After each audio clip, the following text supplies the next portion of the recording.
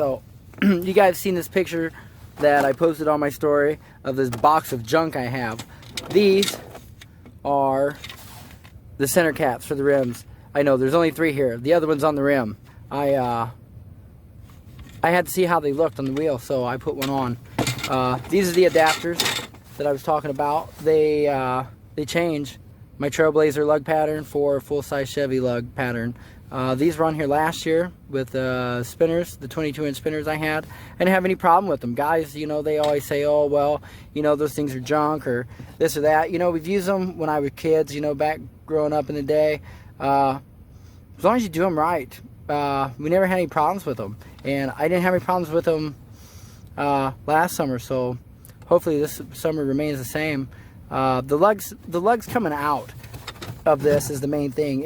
When you put these on, if your lug sticks out past the edge of this, then you're going to break your adapter, you're going to break your lug, something's going to break. They have to be cut down so that they do not stick out past this bevel, so that way when this goes on your vehicle like this and it sticks out and your lugs come through, if it sticks out past, your wheel will catch on that and won't go flat all the way against this spacer, and that will cause your lug to break off. So if they stick out, they have to be cut down.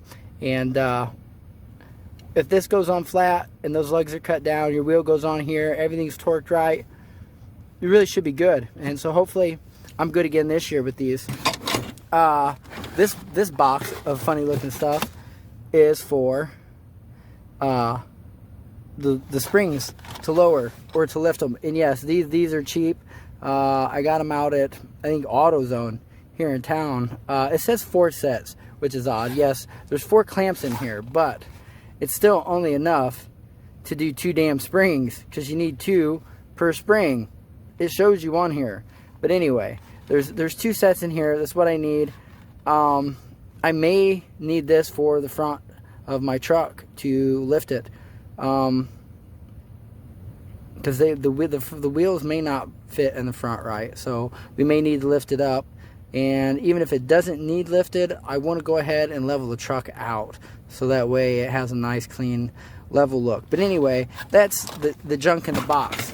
That's the junk in the box. Let's get to the good part here. I have mocked these wheels up here on the truck just to see how they kind of fit here. The backs even mocked up with this. They seem to have quite a bit of room. Now mind you that when this sits on, the center of the axle on the stock rim that's behind it is like way down here compared to this rim. So it'll bring the center up, which will bring the wheel of this fender up a bit. So it won't be quite as tight as it looks. Maybe front to back it'll be as tight as it looks, but I don't think there's any problem getting the rears on here at all. It's kind of a wide tire. It's meaty. With the adapters, they might stick out a little past the fender, but I don't think they'll be so bad.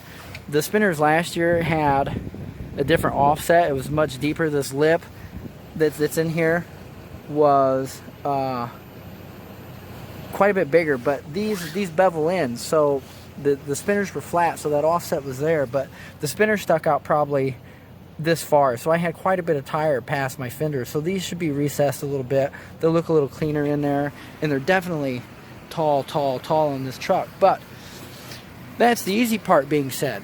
This is not quite so the easy part. This, as you can see, there's the stock Chevy logo on the wheel behind there. Yeah, there's not a whole lot of room between the top of that tire and that fender at all. So I don't know how much difference we're going to have here, but my thing is, I think that once this is on, so long as it, here, let me move this the hell out of the way. Man, that thing's heavy. So long as that's on, okay. Oh man, it's kind of dark, but back in here, I know it's hard to see. I think it's a ball joint or some shit that's back here. It's kind of right behind this tire a little bit, but I think all that moves together with the suspension. So long as that tire doesn't rub that in any way, I think I'll be okay there. But I'm almost certain that this piece of plastic inside my fender well here and then the one towards the back. In order to get these wheels to turn with such a radius, that we're gonna have problems with that getting the fronts on. So yeah, I think the guys out at Glenn's can get this done. They took good care of me last year. I really think they take good care of me this year. As you can see, like, it's still cold out here. I'm getting an early start this year. I have a few projects I'd like to do. These rims are the first thing. Second, as I got some stereo work to do. I know people hear me boom, boom, boom. It's turned down. My amps are turned down for the winter. I didn't really know how it'd be to leave them in all winter. It's been a long time. So I left the stereo in all winter. A lot of people say, oh, you have problems. I haven't really had any problems. I don't really abuse it too bad in winter. They're turned down, so they're not pushing, you know, all the power. Gains are turned down a bit. But when we get it tuned back in right, get them bumping hard, and I think we'll save that for another video of the project that's going to be going on there soon. Kind of give you guys a heads up on what I have planned, show you what I have got going on in there. I mean, it's a mess, I'm telling you. But stay tuned, give you something to check out. Thanks for watching, guys. Don't forget to like, share, and subscribe. We stand out like bird shit on a black shoe.